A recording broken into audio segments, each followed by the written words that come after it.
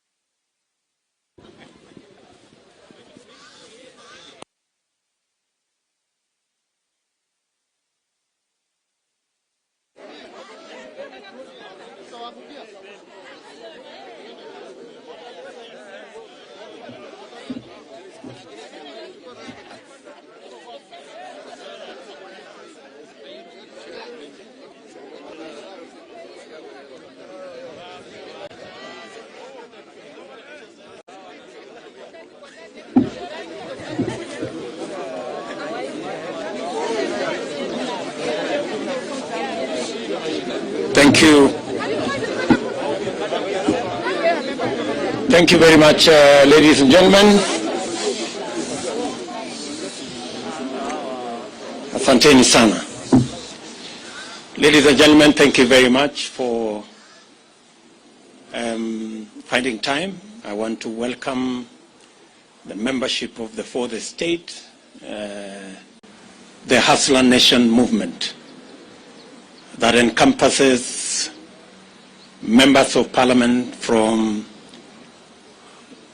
different political parties that have now converged as members of one parliamentary group meeting. We have discussed a myriad of issues. We have discussed about our political formation, the United Democratic Alliance. We have discussed on parliamentary business that is currently before the House and that we intend to sponsor and support going forward. We have discussed matters of national importance. We've had a long discussion on the current situation in the country, especially relating to the COVID-19 pandemic that has ravaged the country. We took the position as a team when the Ministry of Health announced the surge in numbers to reschedule all our public engagements until further notice, as I announced formally on my social media platform. We've had also an in-depth discussion on matters to do with what we believe should be the current engagement on managing the COVID-19 pandemic, especially with reference to vaccination. And we are going to make a statement about that. We also appreciate this political situation in the country, and we've also discussed on other matters of housekeeping and how we intend to engage the public in our responsibilities, different responsibilities as members of parliament, as senators, and as leaders in the Republic of Kenya. Ladies and gentlemen, we have a short statement that we are going to make. We appreciate that, as we said about 2 years ago, that it was the intention of this team to change the political conversation in our country. We are very proud and happy that finally the conversation in Kenya has changed. And today we are not discussing about constitutional change. We are discussing matters economy. That we are not engaged in an exercise of trying to create positions for leaders, that we are in the passionate engagement to see how we can create jobs for ordinary citizens. That today in Kenya, the conversation is not about leaders and what is in it for them in the next political dispensation. The discussion is what is in it for Mama Mboga, the boda guys, the ordinary people in Kenya. We are very proud that while in the past we were discussing about the Prime Minister and Deputy Prime Minister and other positions, today Mama Mboga has taken the center stage. And the boda guy is at the heart of the political conversation in Kenya. We welcome our competitors who have graciously accepted to join us in the conversation about the economy of our country, about ordinary people, about jobs, about enterprise. We want to tell them we are ready and we want to engage in that conversation that is going to bury forever the politics of ethnicity, the politics of division and hate, and is going to elevate our political competition to the realm of issues that would make a difference in the lives of the people of Kenya. We understand that our competitors have criticized matters to do with the economy and matters to do with our bottom-up model. We welcome all the criticism because it is an avenue for us to improve on our model. And while we are at it, they should equally explain to the country how their trickle-down economic model that has not worked for the last 50, 60 years is going to work this time round. It is a healthy conversation. We want to persuade them to remove insults and the reference to bottom-up or bottoms-up liquor competition or anatomy of different parts of the body. We should get rid of those insults. Let us have a healthy competition, a conversation about the economy of our country.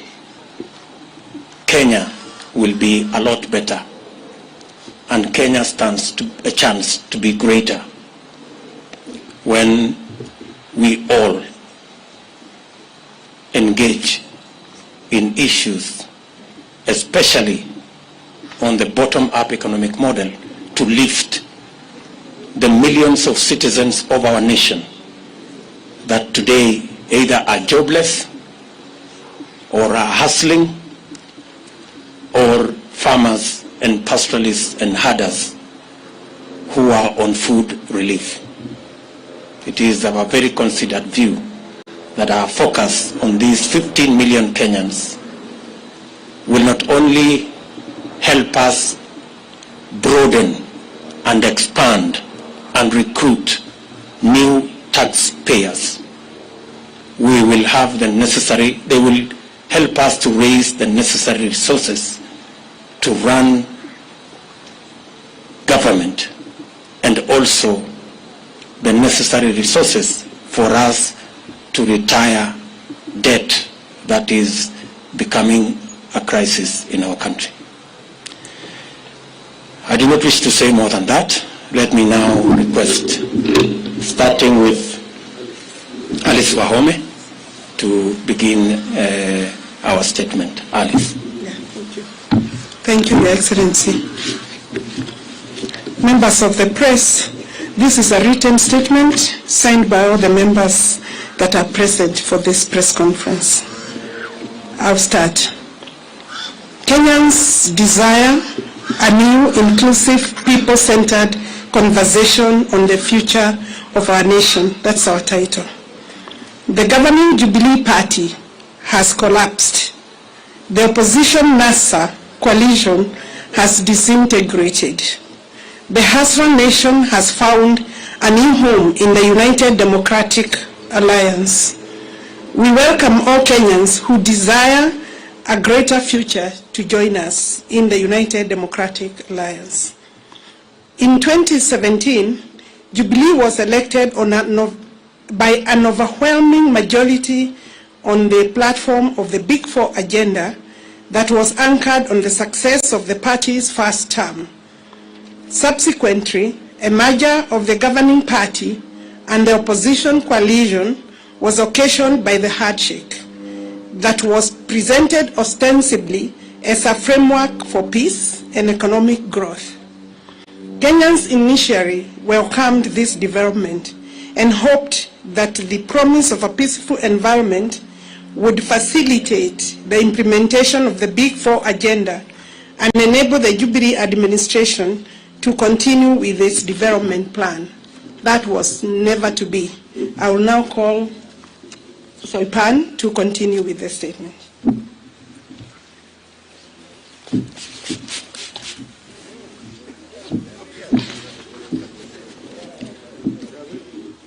Sadly, this framework degenerated into an unnecessary, arbitrary, selfish, and unconstitutional attempt at changing the Constitution that occasioned unlawful and unbudgeted expenditure of billions of shillings of public resources that are to date unaccounted for and are a subject of the Auditor General's inquiry.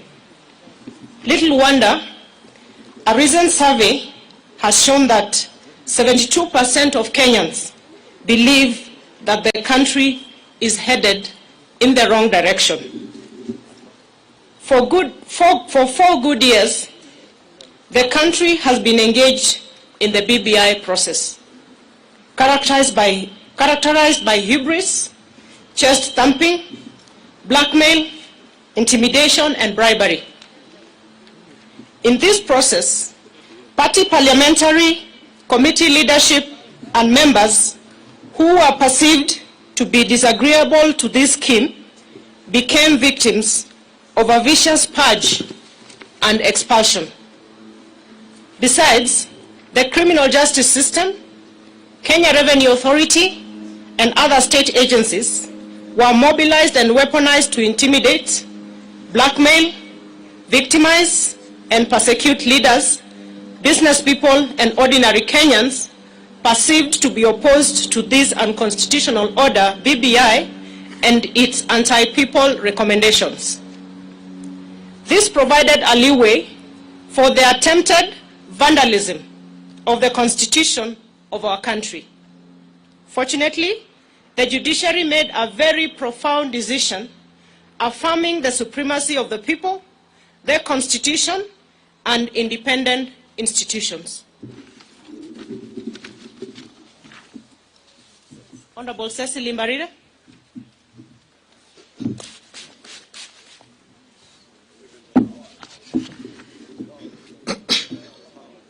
Regrettably, the NASA coalition, its principals, and their Jubilee collaborators took the government hostage, hijacked its agenda, and, one, completely destroyed the governing Jubilee party and dismembered the entire opposition coalition.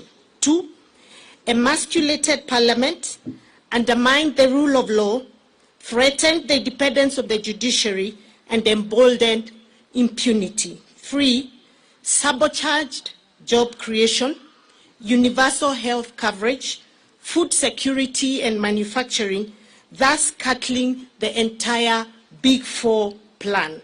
Four, criminalized hustler enterprises in places like Nyamakema, Gikomba, Kamukunji, Kirinyaga Road, and River Road, amongst others. Five, presided over the brutal or inhuman evictions and demolitions of the vulnerable and destruction of private property in places like Kariobangi, Ruai, amongst many other places across the country. Six, mismanaged the economy, leading to stockpiling of public debt to unprecedented levels that has occasioned the current economic crisis that our country is facing. I wish to call upon Honorable Benjamin Tayari. Thank you. Thank you. Our approach towards a bottom-up economic and governance model. To address this sad and grim state of affairs facing our country, the Hustler Nation, forged by the people in the diversity from all parts of the country, here represented by leaders from across the political divide, believe in a new economic and political paradigm that prioritizes, one, bottom-up over trickle-down economics. Two, the people over their leaders. Three, empowerment over power sharing. Four, jobs over positions. Five, enterprise over patronage. Six, economic transformation over opportunistic constitutional amendment. I hereby call Honorable Mabonga to continue.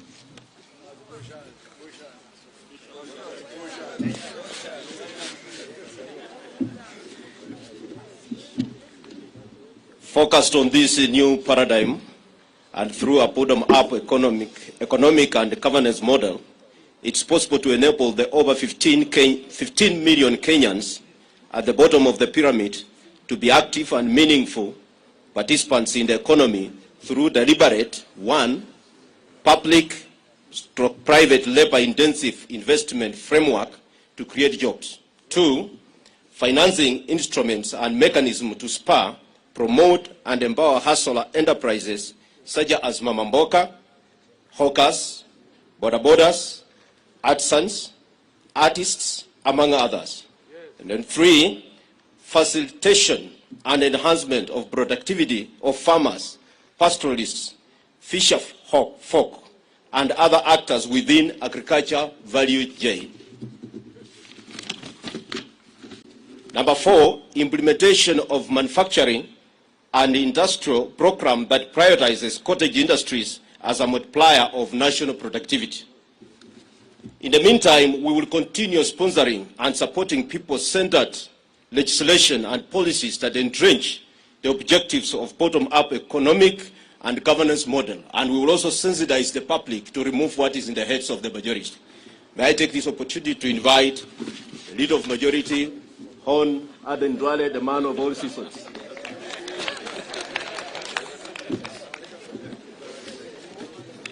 Thank you, Member for Bumula. It is our considered view that to open up the economy, and this is on COVID-19 pandemic, as the PG, we have deliberated the matter, and we are saying it is our considered view that to open up the economy and to facilitate economic activity among our people, especially for the millions of hustlers, it is imperative on the part of government to proactively and decisively deal with the COVID-19 pandemic.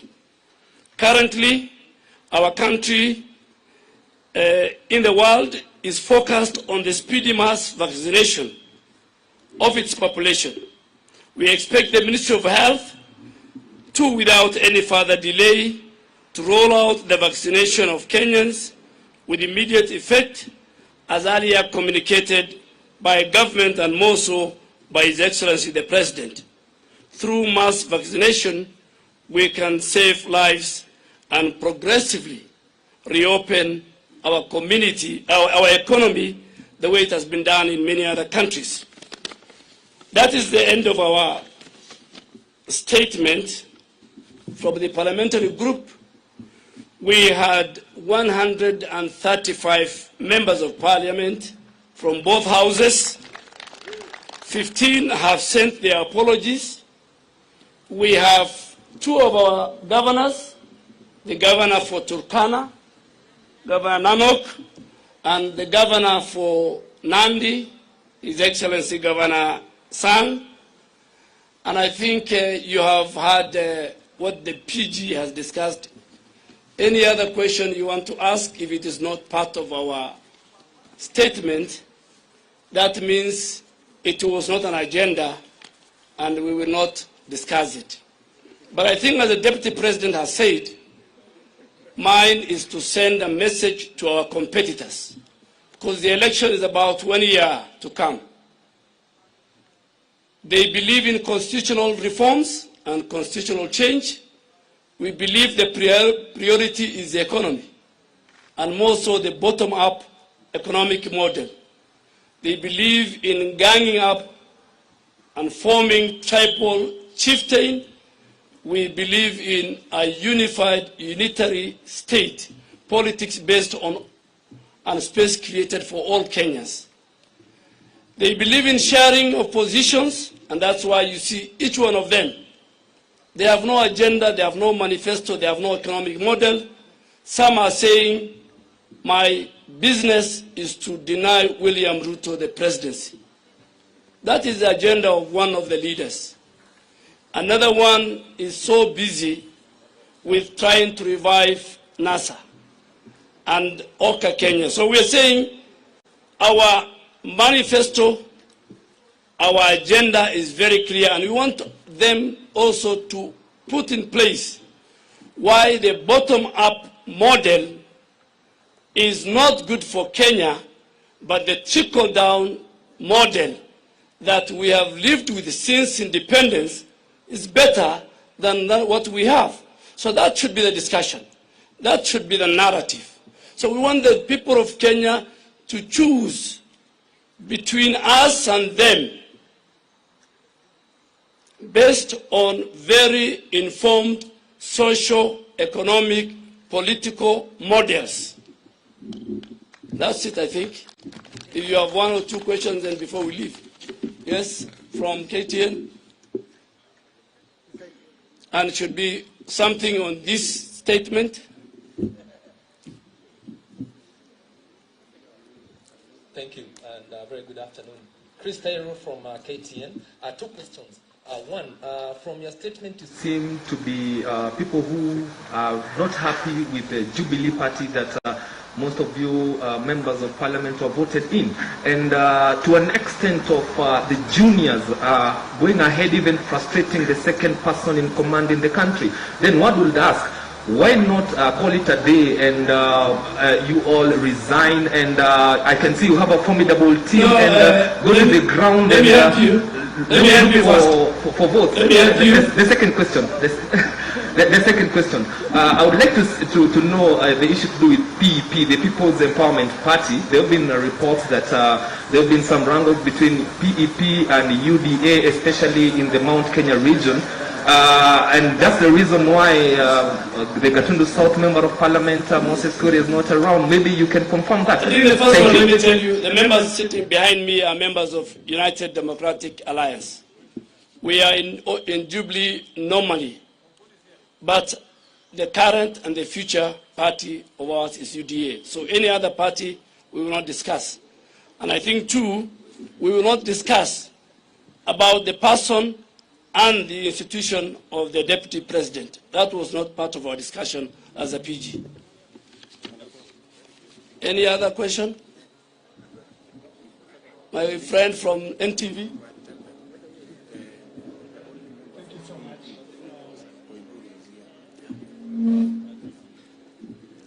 Thank you so much. And just before you ask, on PEP, the only member on PEP who is a hustler from the Hustler Nation is here and is part of our PG. And is here. Please. Thank you so much, Seth Olale, NTV. Just to ask if U.D.A is working with its affiliates TSP, Chama cha Kazi, and also you've said, bit of majority have said that, you know, you're either with us or not with us, but are you open as U.D.A now that we're going into a general election and we have a tradition of, you know, transfer of members of parliament and even politicians to other coalitions? Are you open to work with other coalitions such as OCAN, the rest? Thank you. Thank you very much, Mr. Olani. As has been communicated to you, that was not part of the discussion today. So, at an appropriate moment, when that becomes a subject of discussion in our PG, we will ably respond to what you have said. So please hold your horses. Any other question? Yes. My question is about bottom up. Can you be able to, to emphasize? We know the numbers of the youth in this country, they have no job. Can you be able to emphasize how are you going to improve that economically? Yeah, good question. Good question there. If amongst the 15 million people at the bottom of the pyramid is about 4 million jobless Kenyans, it is our considered position that through policy change in investments, by investing not in capital-intensive infrastructural programs, rather investing in labor-intensive infrastructural programs, for example, housing, cottage industry, agro-processing, value addition, informal manufacturing, we can create millions of jobs. I know the question many people ask, where are you going to find the money? Let me tell you, we didn't have to look for additional money for us to do the 10,000 kilometers of roads we have done. We changed the model of building roads. We didn't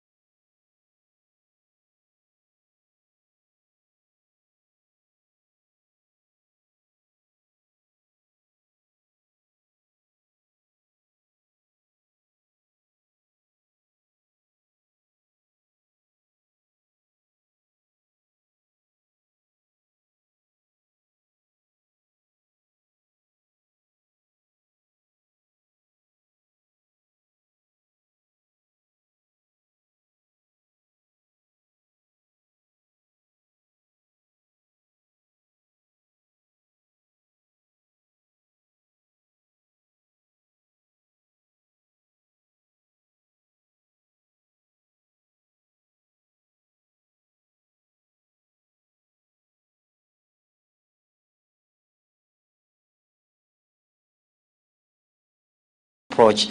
These are some of the issues maybe that can actually be implemented through some of your members of parliament, if they can actually come up with the legislative laws. Why is it taking long for some of the hustlers, for some of the MPs to actually work out issues affecting the hustlers currently? Because you understand, last time you said that some of the issues even being proposed in the BBI, your MPs can actually work on them currently. I think if you read our statement, you will find the answer to your question. Bwana Hayamba. Yes? I'm Stephen Leto from Citizen TV. Kenyans were yesterday taken aback when you opposed the establishment of a 4 billion shilling security factory in the country. And one will ask, why would you oppose a security factory that intends to boost security in the country?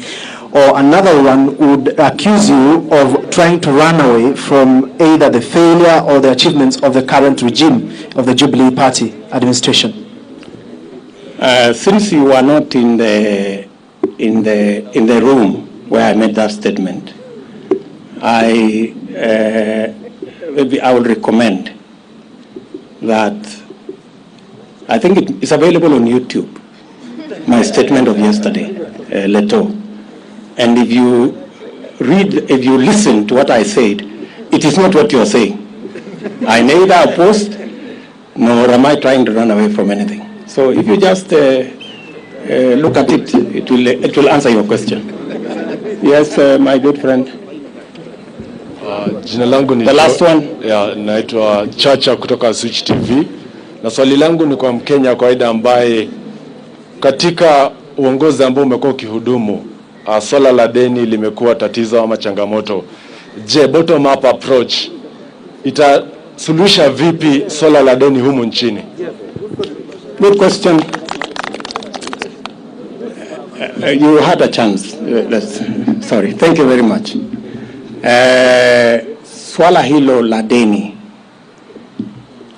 tumelizungumzia kwa kirefu kwamba njia ya kutatua tatizo kubwa la madeni katika taifa letu la Kenya ni kuhakikisha ya kwamba tunapanua na kuwawezesha wananchi wengi, hasa wale hawana kazi, wale biashara yao ni ndogo, na wale hawazalishi kilimo ya kutosha. Tukiwawezesha wale hawana kazi wapate kazi, wataanza kulipa ushuru wakipata kazi. Tukiwasaidia wale wa kufanya biashara, kuwapa mikopo yenye riba ya chini, biashara zao zitapanuka na zitainuka, wataanza kulipa ushuru. Wakulima pia watazalisha chakula ya kutosha, wapate ile wanaitwa surplus, waweze kuuza, ndio tuweze kupata ushuru.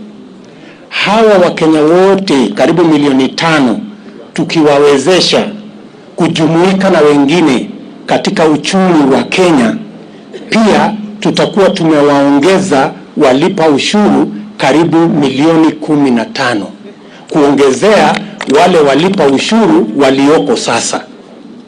Kumaanisha tutapata ushuru zaidi, na tukipata ushuru zaidi ama kodi zaidi, tutakuwa na uwezo wa kusimamia mambo yetu ya maendeleo na vile vile kugharamia kulipa madeni yetu, na vile vile tutaanza kupunguza na kuondoa baadaye completely kukopa madeni, kwa sababu tutakuwa na pesa ambayo sisi wenyewe kwa kuzalisha uchumi wetu kupitia hii bottom up model ambayo itawawezesha wale ambao hawana kazi wapate kazi, wale hawana biashara wafanye biashara, na wakulima wazalishe zaidi.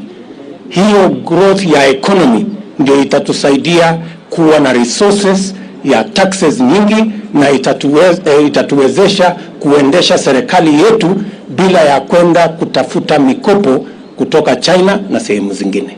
So bottom up holds the key to not only us creating jobs, creating enterprise and enabling our farmers, it also provides the key to us sorting out the big crisis of debt by making sure we have more Kenyans brought into the tax-paying bracket, because we have enabled either them to get jobs or their enterprises to grow or their productivity to improve.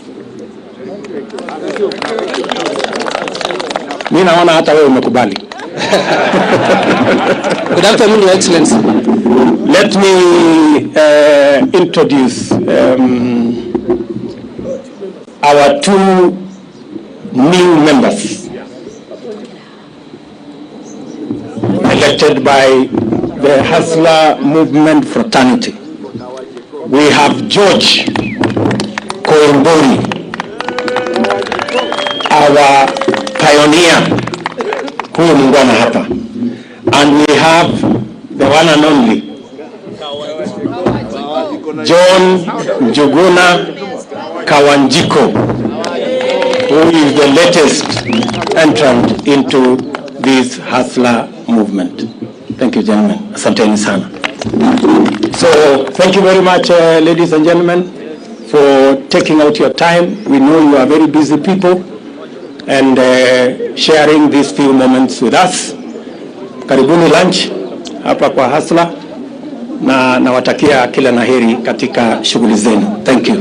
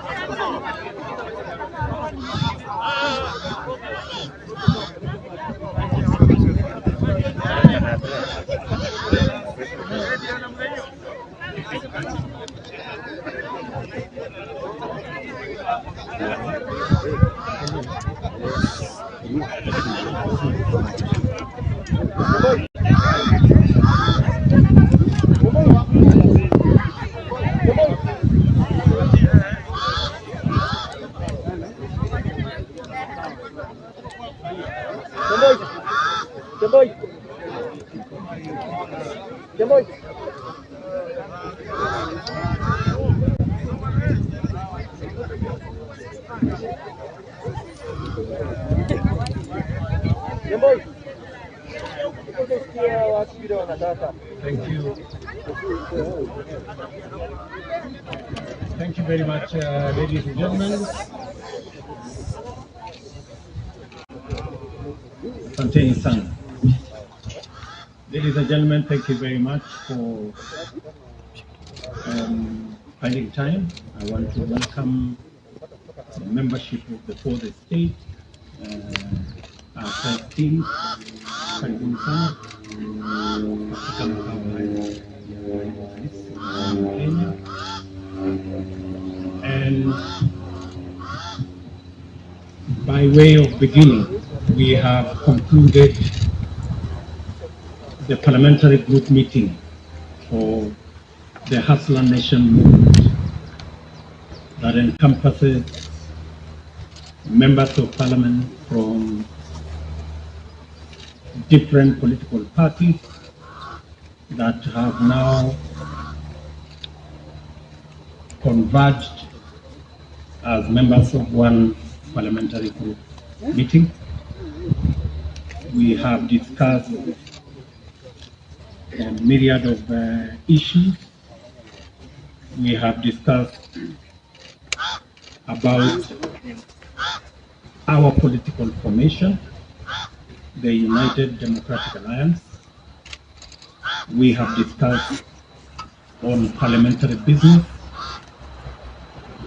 that is currently before the House and that we intend to sponsor and support going forward. We have discussed matters of national importance. We've had a long discussion on the current situation in the country, especially relating to the COVID-19